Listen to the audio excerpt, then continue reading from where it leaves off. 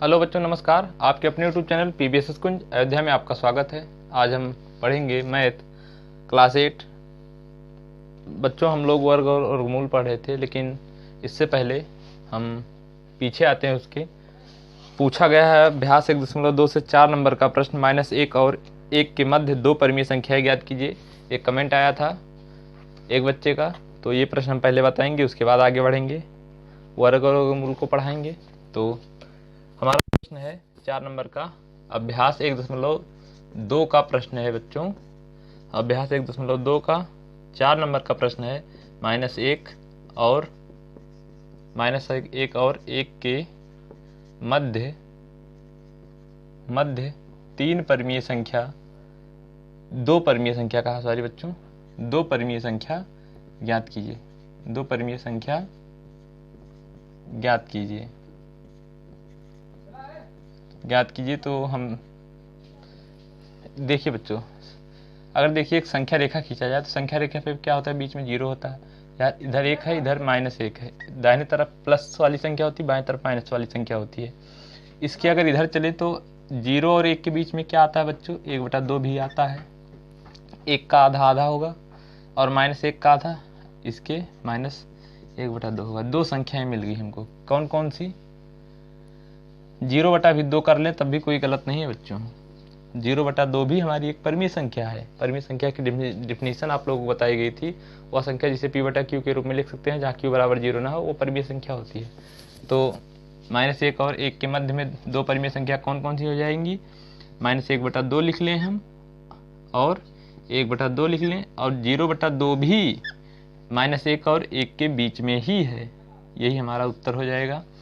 -1 और 1/2 आप लोग की बुक में उत्तर दे रहे हैं। 0/2 भी, ये कोई जरूरी नहीं है बच्चों कि जो आप लोग की बुक में उत्तर दे रहे हैं वही उत्तर आए। -1 और 1 के बीच में बहुत सी परिमेय संख्या हो सकती हैं, ठीक है बच्चों, इसमें कोई दो राय नहीं है। तो ये जरूरी नहीं कि जो बुक में उत्तर दे रहे हैं वही आप लोग में भी आए, लेकिन हम जो बुक में दे रहे हैं वो उत्तर -1/2 और 1/2 आएगा। 0/2 भी इसी के बीच की परिमेय संख्या, लेकिन उसमें नहीं दे रहे हैं, दो ही परिमेय संख्या पूछी गई थी, तो -1/2 और 1/2। आप लोग अपने दिमाग से सोचे बच्चों कि 0 आएगा फिर 1 आएगा, 0 के बाईं तरफ जाएंगे -1 आएगा। 0 और 2 के, इसको मिटा ही देते हैं। 0 और 1 के बीच में आधा होगा तो आधा लिख लिए। 0 और -1 के बीच में -1/2 है, माइनस आधा है, तो इसको लिख लिए। इसलिए यानी कि -1 और 1 के बीच दो परिमेय संख्याएं क्या हैं? -1 और 1/2, -1/2 और 1/2। 0/2 भी इसी के बीच की परिमेय संख्या है। ठीक, इसको मिटा देते हैं एक तरीके से, और हम दूसरा तरीका से हम कुछ परिमेय संख्या इसी के मध्य ज्ञात करेंगे। बच्चों, आप लोग को बताया गया था दो परिमेय संख्या ज्ञात करने के लिए कहा गया, तो इनके बीच का जो अंतर होगा कितना होना चाहिए? 2 से अधिक होना चाहिए। 1 माइनस -1 अंतर कितना है? 2 है ना। 1 माइनस -1 अंतर 2 है, तो हम एक परिमेय संख्या ज्ञात कर पाएंगे। तो दो परिमेय संख्या ज्ञात करने के लिए कहा, तो इनके बीच का अंतर 2 से अधिक 3 होना चाहिए।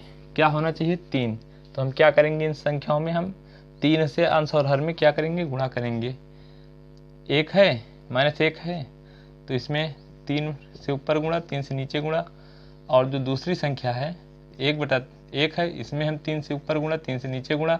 ये संख्या हो गई -1/3, और ये संख्या हो गई हमारी, सॉरी बच्चों, ये -3/3, और ये संख्या हो गई हमारी 3/3। ठीक, 3। अब हमें जो, अभी इसको हम काटेंगे, -3 से -3 कट जाएगा, -1 आएगा, 3 से 3 कट जाएगा, 1 आएगा। वही चीज़ अब भी लिखी है, लेकिन अब इसके बीच हमें परिमेय संख्या ज्ञात करने में आसानी हो जाएगी। -3/3 और इसने 3/3 के बीच परिमेय संख्या, इसके बीच परिमेय संख्या कौन कौन सी हो जाएगी? -3/3 है, -2/3 भी हो जाएगी। क्यों बच्चों?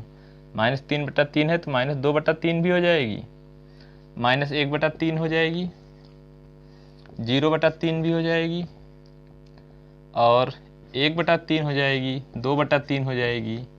ये 5 परिमेय संख्या हो गई। ये पांचों परिमेय संख्या -1 और 1 के मध्य की ही 5 परिमेय संख्या हैं। समझ पा रहे हैं कि नहीं आप लोग? ये मत सोचिए आप लोग कि जो बुक में लिख दिया गया वही उत्तर एकदम सत्य है, उसके अलावा कोई उत्तर आ ही नहीं सकता है। हाँ बच्चों, वो उत्तर सत्य जरूर है।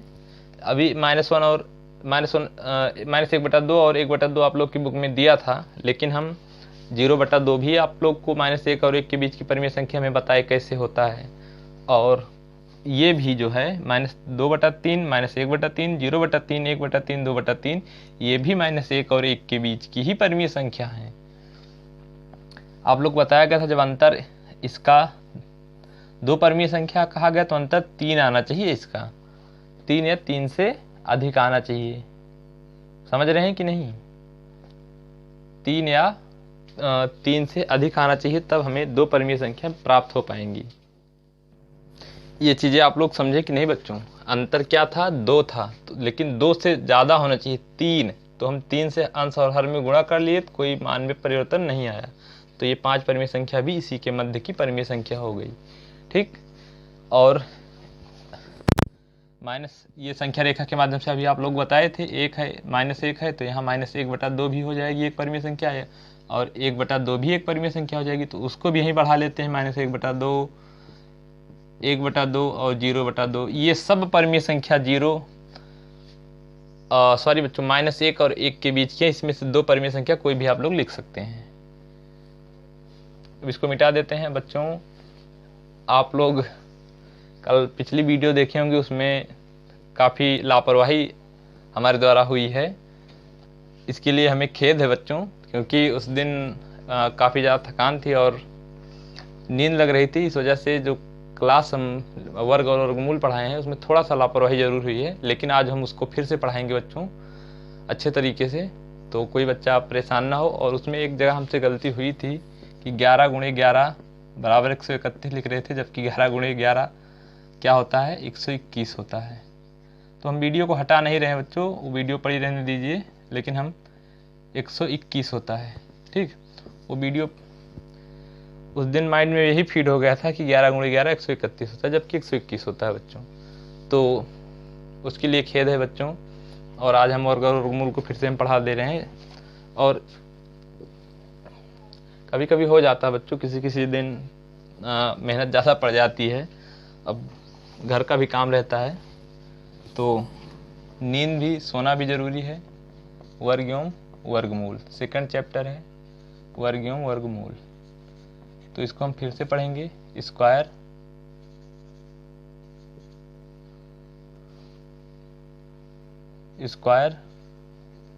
एंड स्क्वायर रूट, समझे बच्चों? स्क्वायर एंड स्क्वायर रूट आप लोग को बताया गया था। स्क्वायर एंड स्क्वायर रूट आप लोग को बताया गया था, जैसे 5 × 5 है तो 25 हो जाता है, इसको 5 का वर्ग लिखते हैं, 5 का वर्ग 25, 5 का स्क्वायर भी इसे बोलते हैं। जैसे 11 है तो 11 का स्क्वायर क्या हो जाएगा? 121 हो जाएगा। 14 है, 14 का स्क्वायर क्या हो जाएगा? 196 हो जाएगा।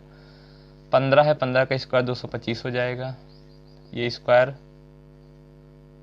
है 15 का स्क्वायर। ठीक, और 1 से 30 तक का स्क्वायर आप लोग को याद करने के लिए कहा गया था, कुछ बच्चे उसमें ग्रुप में भेजे भी हैं, तो अच्छी बात है।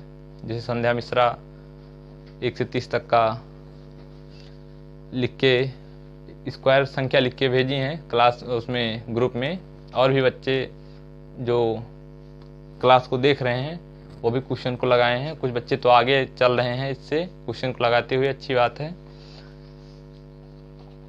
तो इसके हम कुछ रूल पढ़ लेते हैं बच्चों, वर्ग और वर्गमूल का, जिसमें हम कुछ रूल कल पढ़े थे, लेकिन और हम कुछ रूल पढ़ लेते हैं। आइए देखते हैं पूर्ण संख्याओं के गुण। इसको पढ़े थे लेकिन हम फिर से पढ़ेंगे, क्योंकि बच्चों बता रहे हैं ना कि नींद लग गई थी, उस दिन नींद लग रही थी, लेकिन पढ़ाना भी था क्लास को, तो थोड़ी देर तो ठीक पढ़ाए, लेकिन उसके बाद दिक्कत हो रही थी। पूर्ण संख्याओं, वर्ग संख्याओं के गुण। वर्ग संख्याओं के गुण, अगर किसी सम संख्या का वर्ग करेंगे बच्चों तो सम संख्या ही आएगा। जैसे आइए देखते हैं, सम संख्या आप लोग को बताई गई थी, सम संख्या 2, 4, 6, 8 होती है। विषम संख्या 1, 3, 5, 7 इस तरह की संख्या जो 2 से न कटे वो विषम संख्या होती है, जो 2 से कटे वो सम संख्या होती है। सम संख्याओं का वर्ग निश्चित रूप से सम संख्या होगी। जैसे 6 का वर्ग करें तो 6 का वर्ग क्या आएगा, 36 आएगा। 36 एक सम संख्या है। और विषम संख्याओं का वर्ग देख लेते हैं। विषम संख्याओं का वर्ग जैसे 7 है, 7 विषम संख्या, विषम संख्या का वर्ग विषम संख्या ही आएगी। 49 एक विषम संख्या है। 11 का वर्ग देखें, 11 का वर्ग 121 आएगा। 121 एक विषम संख्या है, 11 भी एक विषम संख्या है। तो सम संख्याओं का वर्ग एक विषम संख्या, एक सम संख्या होगी और विषम संख्याओं का वर्ग एक विषम संख्या होगी। ये चीज़ हम लोग जान लिए।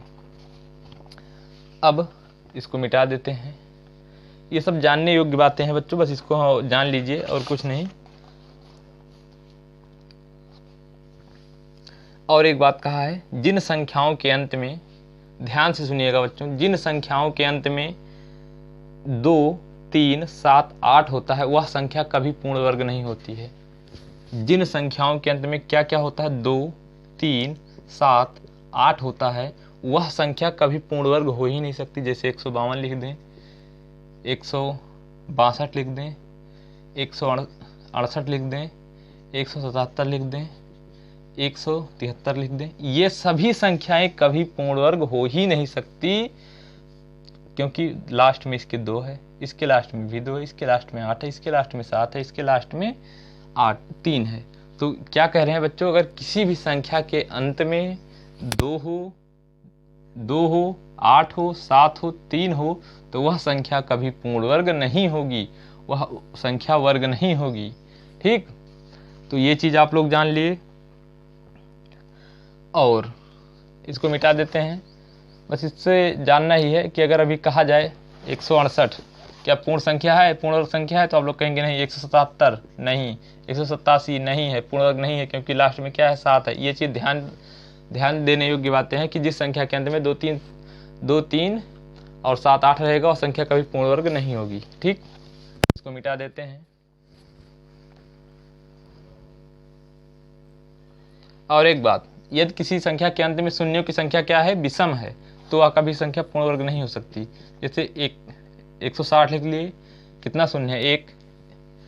यह संख्या पूर्ण वर्ग नहीं होगी, पूर्ण वर्ग नहीं होगी। समझ रहे हैं बच्चों, नहीं होगी। और इसके आगे 100, अभी मान लीजिए हम 160 या 16 लिख के 3 जीरो लगा दिए। शून्य की संख्या कितना है, 3 क्या है, विषम है। शून्य की संख्या 3 है, ये भी संख्या पूर्ण वर्ग नहीं होगी। अगर शून्यों की संख्या सम है, यानी 2 है, 2 एक सम संख्या है, तो ये संख्या पूर्ण वर्ग होगी। पूर्ण वर्ग होगी, किसका होगी, 40 का पूर्ण वर्ग होगी, पूर्ण वर्ग होगी, क्योंकि ये 40 का पूर्ण वर्ग है ना। 40 का स्क्वायर कितना हो जाएगा, 1600 हो जाएगा। ये किसी संख्या का वर्ग नहीं है, क्योंकि इसके लास्ट में शून्यों की संख्या क्या है, विषम है। तो एक चीज़ जान लीजिए, किसी संख्या के अगर अंत में शून्यों की संख्या विषम है तो वह किसी संख्या का पूर्ण वर्ग नहीं होगी। अगर शून्यों की संख्या सम है तो निश्चित रूप से किसी न किसी की पूर्ण वर्ग होगी। बस ये चीज़ें हम लोग सीख लिए। जो चीज़ें बताई जा रही हैं वो सुनते चलिए, दिमाग में बैठाते चलिए। इकाई के अंक की सहायता से हम उस संख्या के वर्ग का इकाई अंक ज्ञात कर पाते हैं। आइए ये जान लीजिए बच्चों, अगर किसी संख्या का इकाई का अंक 1 या 9 है तो उसका वर्ग करेंगे तो कितना आएगा, जो संख्या आएगी उसका इकाई का अंक निश्चित रूप से 1 होगा।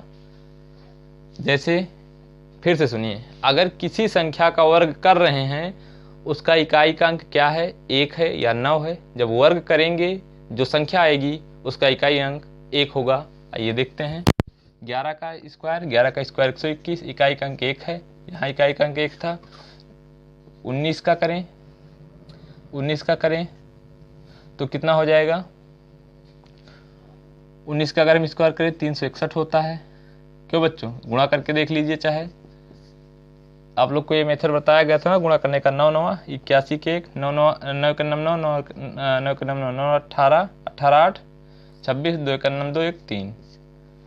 ये मेथड आप लोग को बताया गया था कि इसका गुणा होता है, फिर इसका गुणा, इसका गुणा, और फिर जो हासिल आता है उसको जोड़ देते हैं, और फिर इसका गुणा, फिर हासिल जोड़ देते हैं। एक लाइन में गुणा हो जाता है। ठीक, दो क्या है, 9 है, लास्ट में कितना आया, 1 आया। हम क्या बताए बच्चों कि अगर किसी भी संख्या का इकाई का अंक बच्चों क्या है, 1 है या 9 है, तो जो वर्ग करने पर संख्या प्राप्त होगी उसका इकाई का अंक सदैव 1 होगा। यही चीज समझे कि नहीं आप लोग। अब आगे चलते हैं। अगर किसी संख्या का इकाई का अंक 2 या 8 है, 2 या 8 है, तो उसका वर्ग करने पर इकाई का अंक, जो संख्या प्राप्त होगी इसका इकाई का अंक 4 होगा। जैसे फिर से सुनिए, किसी भी संख्या का अगर वर्ग कर रहे हैं उसका इकाई का अंक 2 है या 8 है, तो वर्ग करने पर जो संख्या प्राप्त होगी उसका इकाई का अंक 4 होगा। आइए देखते हैं कैसे। जैसे 2 है, 2 का स्क्वायर करें तो 4 हुआ, या 14 है, सॉरी बच्चों 18 है, 18 का स्क्वायर करें तो कितना आएगा 324। इकाई का अंक यहाँ कितना है 8 है। तो हम क्या कहें, अगर इकाई का अंक 2 है या 8 है तो वर्ग करने पर जो संख्या प्राप्त होगी इसका इकाई का अंक हमेशा और हमेशा 4 होगा। ये ध्यान देने योग्य बातें हैं, इसको आप लोग ध्यान रखेंगे। और इसके आगे यदि इकाई का अंक 3 या 7 है, क्या है बच्चों 3 या 7 है, तो उसके वर्ग का इकाई अंक 9 होगा। अगर किसी संख्या का इकाई का अंक 3 या 7 है तो उसके वर्ग का इकाई अंक निश्चित रूप से 9 होगा। जैसे 13 का स्क्वायर कितना है बच्चों 169, और 17 का स्क्वायर कितना है 289, है कि नहीं। इकाई का अंक कितना है 3 है 7 है। अगर किसी संख्या का इकाई का अंक 3 या कितना हो बच्चों 7 हो, तो उसका स्क्वायर करने पर, उसका वर्ग करने पर जो संख्या प्राप्त होगी उसका इकाई अंक क्या होगा 9 होगा। यही चीज़ें हमारा समझाने का उद्देश्य था। और इसके आगे चलते हैं। यदि किसी संख्या का इकाई का अंक 4 या 6 हो, यदि किसी संख्या का इकाई का अंक 4 या 6 हो तो निश्चित रूप से जो वर्ग करने पर संख्या प्राप्त होगी उसका इकाई अंक 6 होगा। आइए देखते हैं। 14 है, इसका स्क्वायर कितना होगा 196, और 16 है, 16 का स्क्वायर कितना होगा 256 होगा, ठीक। और 6 है, 6 का स्क्वायर कितना होगा 36 होगा। हम क्या बताए अभी, अगर किसी भी संख्या का इकाई का अंक 4 या 6 है तो उसका वर्ग करने पर जो संख्या प्राप्त होगी उसका इकाई अंक निश्चित रूप से 6 होगा। किसी भी संख्या का इकाई अंक 4 है या 6 है, 4 है या 6, यही तो है इकाई अंक, उसका वर्ग करेंगे बच्चों तो जो संख्या प्राप्त होगी वर्ग करने पर उसका इकाई अंक 6 ही होगा। देखिए, देख रहे हैं ना आप लोग। एक चीज और बता देते हैं, इसको मिटा देते हैं। एक चीज और सुन लीजिए, अगर किसी भी संख्या का इकाई का अंक 0 या 5 है, 0 या 5 है, तो उसके वर्ग का इकाई अंक 0 या 5 होगा। अगर किसी भी संख्या का इकाई का अंक 0 या 5 है, 10 का स्क्वायर 100 होगा, 25 का स्क्वायर 25 25 625। क्या बताया बच्चों, अगर किसी भी संख्या का इकाई अंक 0 या 5 है तो उसके वर्ग का इकाई अंक 0 या 5 होगा। अगर 0 है इकाई अंक तो इकाई अंक 0 होगा, अगर इकाई अंक 5 है तो इकाई अंक 5 होगा। देखिए यहाँ 10 है, 10 का इकाई अंक 0 है, स्क्वायर किए 100 आया, इकाई अंक 0। 25 है, 25 का इकाई अंक 5 है, स्क्वायर किए तो 625, इकाई अंक 5 आया। ठीक है, ये चीज़ें हम लोग सीख लिए। अब किसी प्राकृतिक संख्या n का वर्ग प्रथम n विषम संख्याओं के योग के बराबर होता है। ठीक, आइए देखते हैं। अगर प्राकृतिक संख्याओं को जोड़ना है तो कैसे जोड़ेंगे। प्राकृतिक संख्याओं को जोड़ना है तो कैसे जोड़ेंगे। 1 का वर्ग, 3 का वर्ग, 5 का वर्ग, n विषम प्राकृतिक संख्याओं को जोड़ना है। जैसे 1 है, 1 क्या है बच्चों 1 विषम संख्या है, 3 विषम संख्या है, 5 विषम संख्या है, 7 क्या है विषम संख्या है, 9 क्या है विषम संख्या है। इसका स्क्वायर को हमें जोड़ना हो तो कैसे जोड़ेंगे, कैसे जोड़ेंगे बच्चों। आइए हम छोटे अंक लेते हैं। 1 है, 3 है, 5 है, ठीक। इसको अगर हमें जोड़ना हो तो क्या कैसे जोड़ेंगे। इसका योग 5 25 और इसका 9 आया, 25 9 34 और ये के 35। ठीक, कितना हो जाएगा बच्चों,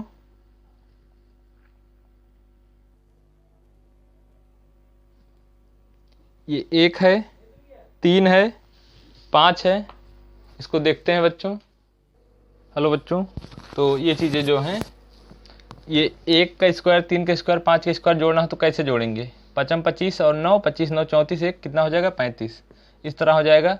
इसको फार्मूले के माध्यम से जोड़ेंगे। इसका फार्मूला बहुत लंबा है बच्चों, ये आप लोगों के सिलेबस में नहीं है, लेकिन हाँ इतना जरूर है कि अगर इसका स्क्वायर नहीं, केवल विषम संख्याओं को जोड़ना हो तो कैसे जोड़ेंगे। 1, 3, 5, 7 क्रम से अगर विषम संख्याएं दी हैं तो इसको कैसे जोड़ेंगे। ये कितनी संख्या बच्चों, 1, 2, 3, 4, 5, तो 5 का स्क्वायर कर देंगे, कितना आया, 25 आया। समझ पा रहे हैं कैसे जोड़ा जा रहा है। चाहे जोड़ के देख लीजिए आप लोग। 9, 7, 16, 5, 21, 3, 24, 1, 25। अगर हम 1, 3, 5 जोड़ें, कितनी संख्या है ये, 3, तो 1, 2, 3। अगर केवल विषम संख्या हो वो भी क्रम से हो, जैसे 1 है, 3, 1 के बाद कौन विषम संख्या आती है, 3, 3 के बाद 5, 5 के बाद 7, 7 के बाद 9, 9 के बाद 11, 13, इस तरह जो आए तो उसको जोड़ने के लिए हम जितना विषम संख्या रहे वो संख्या गिन के उसका स्क्वायर कर देंगे, वही उसका योग हो जाएगा बच्चों। ये फार्मूला है। एन स्क्वायर होता है फार्मूला, जैसे एन एक नंबर होता है संख्याओं का कि कितनी संख्या है, तो हम एन नहीं ले रहे हैं यहाँ कितनी संख्या, 1, 2, 3, तो 3 का स्क्वायर करेंगे, कितना आया, 9। निश्चित रूप से इन संख्याओं का योग कितना होगा, 9। 1, 5, 3, 8, 1, 9। जोड़ के देख लीजिए आप लोग, 9 आ रहा है कि नहीं। ये कितनी संख्या है, 1, 2, 3, 4, 5, 5 है, 5 का स्क्वायर 25, इसका योग जोड़ के देख लीजिए 25 आएगा कि नहीं, निश्चित रूप से आएगा। समझ रहे हैं बच्चों। अब हम कोई भी संख्या है कि नहीं ये ज्ञात करना बता देते हैं। कोई भी संख्या पूर्ण वर्ग है या नहीं, जैसे आइए देखते हैं। क्या 196 पूर्ण वर्ग संख्या है, 196 पूर्ण वर्ग संख्या है, पूर्ण वर्ग संख्या है। देखिए बच्चों, पिछली क्लास में नींद लग रही थी हमें, हम बताए, इसलिए हम इसको वर्ग और वर्गमूल को फिर से पढ़ा दे रहे हैं, इससे ताकि किसी बच्चों को दिक्कत ना हो। ठीक, इसके बाद भी अगर कोई दिक्कत होती है बच्चों तो निश्चित रूप से आप लोग कमेंट करिए, हम दूर करने का समस्या प्रयास करेंगे। 196 पूर्ण वर्ग संख्या है, इसको आइए देखते हैं। 196 का क्या करेंगे, फैक्टर कर लेंगे। 2 कितना आया, 98, फिर 2 कितना आया, 49 आया, फिर 2 नहीं जाएगा बच्चों, अब 7 से जाएगा, क्योंकि विषम संख्या है, सम संख्या से कैसे कटेगी, 7। ये बताइए क्या इसका जोड़ा बन रहा है। ये 196 का जो फैक्टर है, गुणनखंड है, 2 × 2 × 7 × 7। देखिए जोड़ा बन रहा है। हाँ बच्चों, 2 का एक जोड़ा, 7 7 का एक जोड़ा, कोई भी जोड़ा शेष नहीं है, इसलिए ये एक पूर्ण वर्ग संख्या है। जैसे अभी यहाँ कोई संख्या 5 होती, मान लीजिए बच्चों 5 होता, 5 का कोई जोड़ा ना होता, तो ये संख्या पूर्ण वर्ग संख्या नहीं होती। ये क्या है, एक पूर्ण वर्ग संख्या है।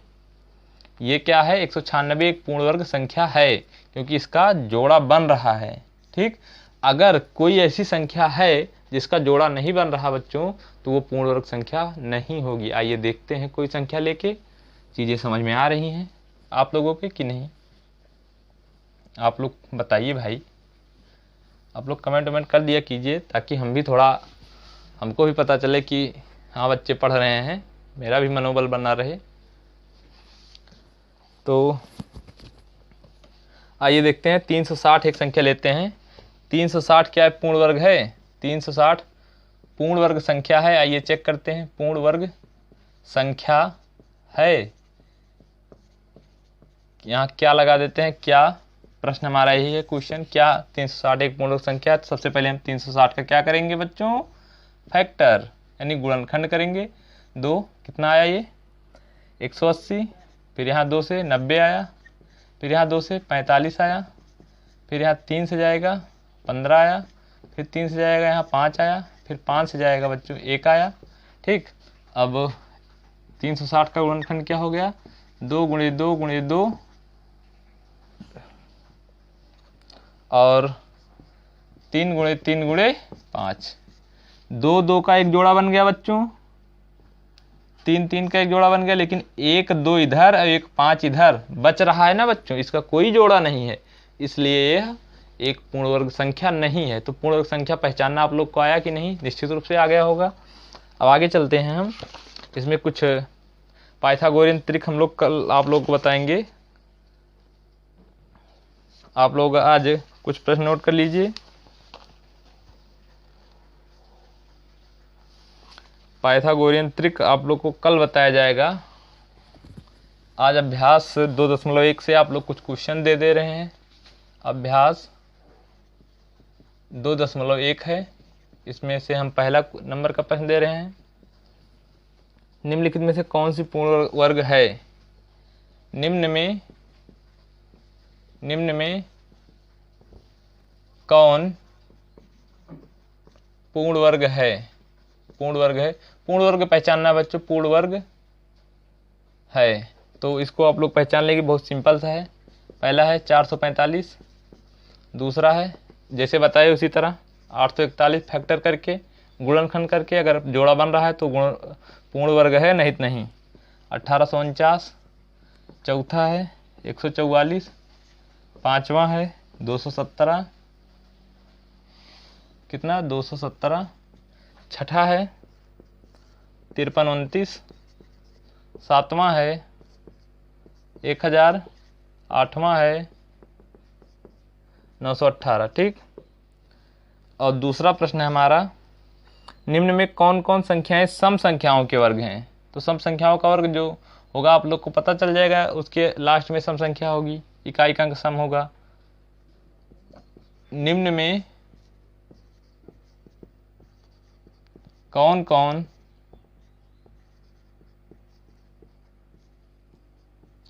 सम संख्याओं, निम्नलिखित में कौन कौन संख्याएं, कौन कौन सी संख्याएं सम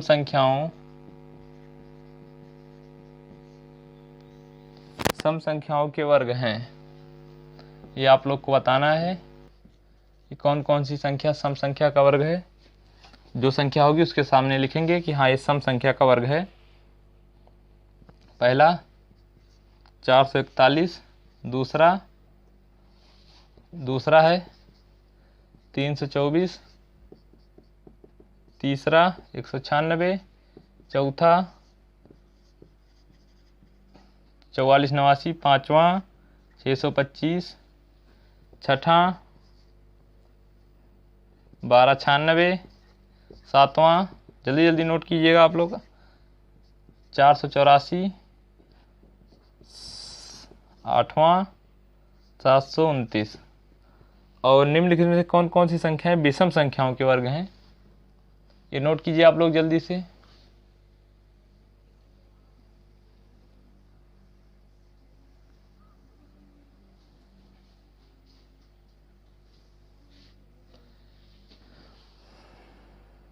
निम्न में कौन कौन सी संख्याएं विषम संख्याओं के वर्ग हैं? तो विषम संख्या का वर्ग वाली संख्या आप लोग तो पहचान ही लेंगे, जिसका इकाई अंक विषम संख्या होगी वही संख्या विषम संख्या का वर्ग है कि नहीं? अब इसको मिटा देते हैं, यहीं पे हम थोड़ा सा संशोधन कर देते हैं बच्चों, थोड़ा सा लिखने से हम बच जाते हैं। 3 नंबर का प्रश्न इसे बना देते हैं, कौन कौन सी संख्याएं, यहीं के सम की जगह क्या कर देते हैं विषम। प्रश्न हमारा यही रहेगा, निम्न में कौन कौन सी संख्याएं विषम संख्याओं के वर्ग हैं? तो पहला है 529, दूसरा है 361, तीसरा है 289, चौथा है 196, पांचवा है 10,000। तो आप लोग को बताया गया था कि अगर शून्यों की संख्या सम है तो सम संख्याओं का वर्ग होगा। शून्यों की संख्या सम है तो सम संख्याओं का वर्ग होगा, अगर विषम है तो विषम संख्याओं, अगर शून्यों की संख्या विषम है तो पूर्ण वर्ग संख्या ही नहीं होगी। छठा 2401, सातवां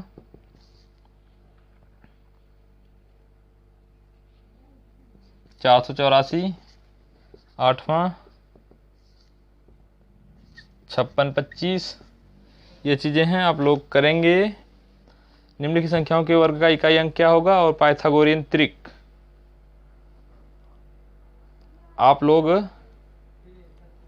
ये चीज़ें अगली क्लास में आप लोग को बताई जाएंगी बच्चों। तो आज के लिए इतना है। 3 नंबर तक का प्रश्न आप लोग को दिया गया, सभी बच्चे ये प्रश्न करेंगे और जो शनिवार को क्लास होगी उसमें इसके आगे पढ़ाया जाएगा।